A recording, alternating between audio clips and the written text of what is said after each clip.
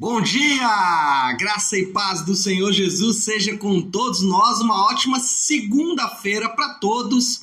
Hoje é dia 25 de outubro de 2021. Seja muito bem-vindo ao nosso devocional de hoje. O nosso tema, claro, ligado à nossa maratona de leitura bíblica, é o novo templo de Deus. E nós vamos ler não só agora Ezequiel, do capítulo 40 até o capítulo 48. Essa semana vai ser uma semana que nós vamos ler bastante aí os profetas, mas também vamos começar agora a leitura do livro de Provérbios. Então, junto com Ezequiel, vamos de Provérbios, e na sexta e no sábado nós vamos dos profetas Ageu e Malaquias. Lembrando que Ageu e Malaquias estão em um outro tempo, contudo, vai nos dar aí uma boa visão daquilo que nós estamos buscando aí na palavra de Deus. Bom, o que nós vamos falar então hoje? Ezequiel, ele nos capítulos 40 até o 48 vai receber uma nova visão de Deus, ele vai receber uma visão de um templo. Só que esse templo, a construção desse templo nunca saiu do papel. Então o que nós vamos ter aqui nos capítulos 40 até o 48 de Ezequiel, hoje, 41 e 42, só que eu já estou te falando o que vai acontecer em toda a sessão, é que Ezequiel vai descrever um novo templo de Deus. Só que esse novo templo, com todas as suas medidas e com todas as suas especificações, nunca saiu do papel. Ele sempre esteve apenas ali no livro do profeta Ezequiel. Então, o que representa ou o que significa essa visão do templo, já que esse templo nunca saiu, então, do papel? Bom, a primeira coisa que essa visão do templo, um templo que nunca saiu do papel, representa é esse desejo do homem de adorar a Deus. Então, veja aqui o contexto de Ezequiel. Ezequiel é um exilado, Ezequiel está vivendo em uma terra distante. O templo, chamado lugar de adoração dos israelitas, especialmente a nação do sul, o povo de Judá, já havia sido completamente destruído. Naquele momento, a gente não sabe como estava ali as ruínas do templo, mas o templo basicamente não existia mais. Só que Ezequiel estava ali querendo adorar a Deus, estava desejando adorar a Deus. E aí,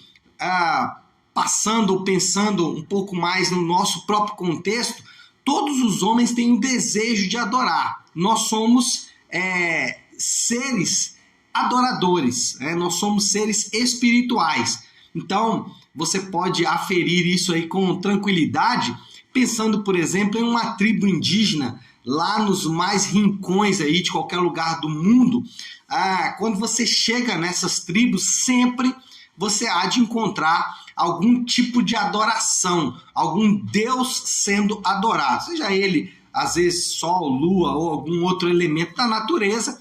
O ponto é que você sempre vai encontrar um aspecto de adoração em qualquer lugar do mundo, porque o homem sempre deseja adorar a Deus. Ezequiel, exilado, estava pensando em adorar a Deus. O grande problema é que muitas vezes nós adoramos os deuses falsos. E coisas até que são boas podem se transformar em um Deus falso na nossa vida. Qual é o conceito de Deus falso ou de idolatria? Muitas vezes fazemos uma referência à idolatria como adoração a santos, e de fato isso constitui sim uma idolatria, mas não é só apenas a adoração a deuses falsos que corresponde à idolatria. Tudo aquilo que se coloca no lugar de Deus, aonde você deposita a sua confiança plena, isso é um Deus falso, isso é uma idolatria. Para você aferir se você tem uma idolatria, basta você pensar em como seria a sua vida sem determinada coisa. Se a sua vida sem aquela determinada coisa fosse arrasada, destruída, provavelmente você está cultivando uma idolatria. Alguns exemplos de coisas boas que podem se transformar em idolatria. Casamento. Semana passada falei no Talk de Casais da Igreja Nave sobre a idolatria do casamento. Família pode se transformar em uma idolatria. Pessoas que ficam arruinadas quando perdem o pai, a mãe ou algum ente querido. Então, qualquer coisa que você deposita sua confiança plena que não seja em Deus, isso constitui-se então em uma idolatria. Então, a primeira coisa que nós aprendemos aqui é que existe um desejo no homem de adorar a Deus.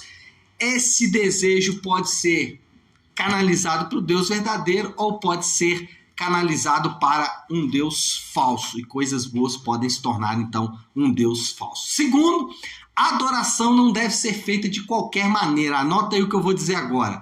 Adorar em espírito e em verdade não significa adorar de qualquer modo. Então, o que nós percebemos aqui, lendo o que o profeta escreve, e o templo, para os judeus daquela época, tinha uma relação muito estreita com a adoração. O templo era o lugar da adoração, era onde os judeus iam para adorar a Deus.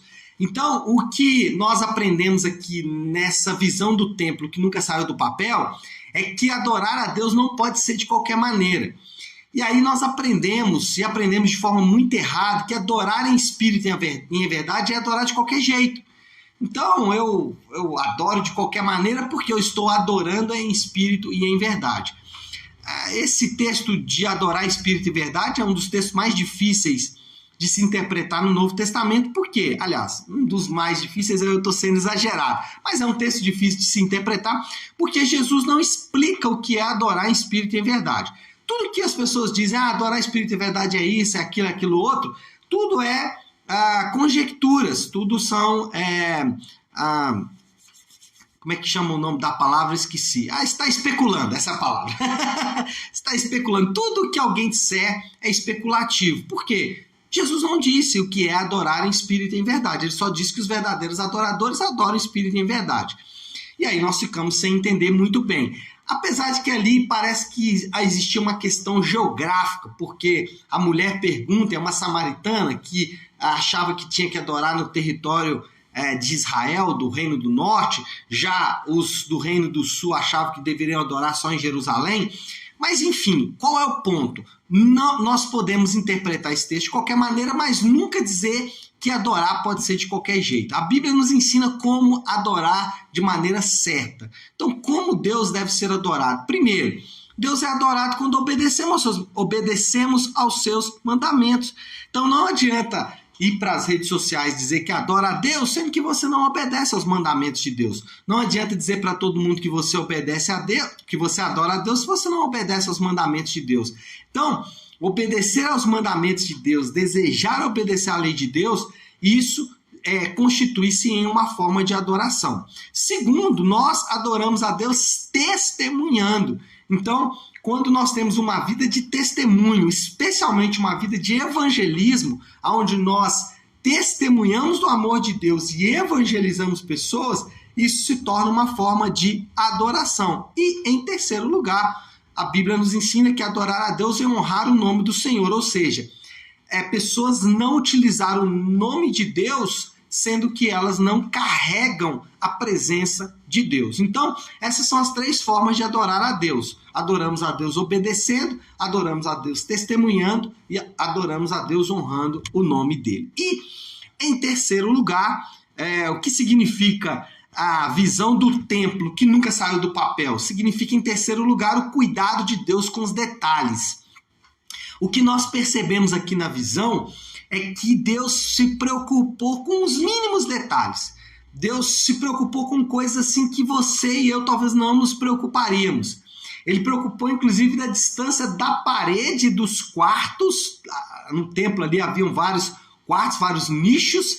A distância da parede do quarto, do nicho, com a parede final do templo. Assim, preocupação que talvez a gente não teríamos. Então, o que Deus faz é se preocupar com os detalhes. Lembre-se sempre. Deus é detalhista. Deus é detalhista. Lembre-se, Ele se preocupa com cada aspecto da nossa vida. Deus, ele não simplesmente nos salvou.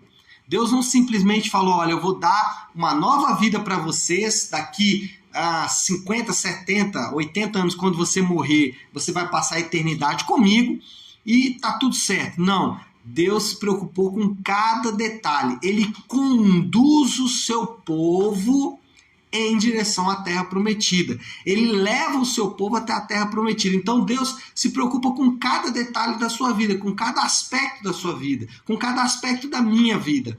Deus é detalhista. Deus não deixa passar nada. E essa sensação de cuidado de Deus, ela precisa estar forte no nosso coração. Essa sensação de que Deus está se preocupando com cada detalhe da minha vida e da sua vida deve ser uma constante em nossa vida. Não devemos nunca nos esquecer disso. Não devemos nunca abandonar essa verdade de que Deus está cuidando de cada detalhe da nossa vida, sem permitir que nada, que nenhum deles escape. Então Deus, ele faz isso, ele conduz o seu povo desta forma. E nós precisamos ter essa percepção, essa perspectiva de que Deus está cuidando de cada detalhe. Isso inclui, inclusive, os momentos de dor, luta e aflição.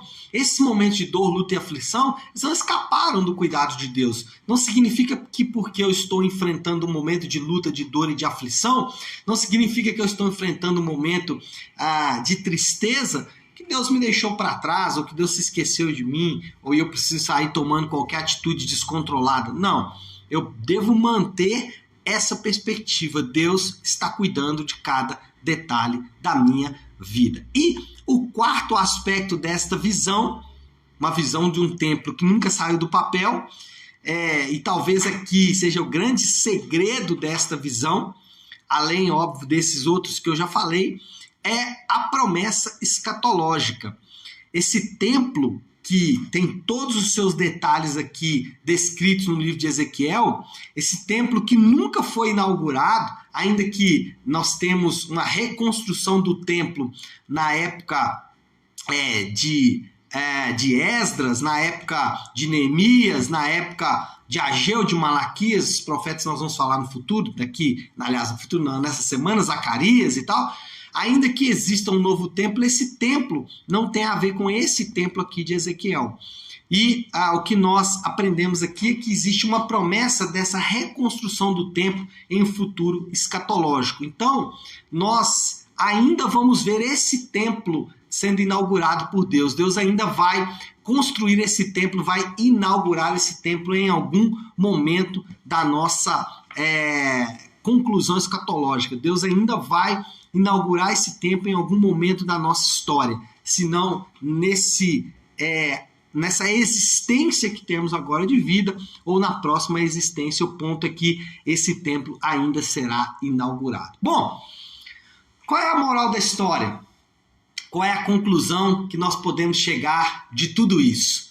A visão perfeita e definitiva do templo de Deus traz esperança mesmo em tempos de dificuldade.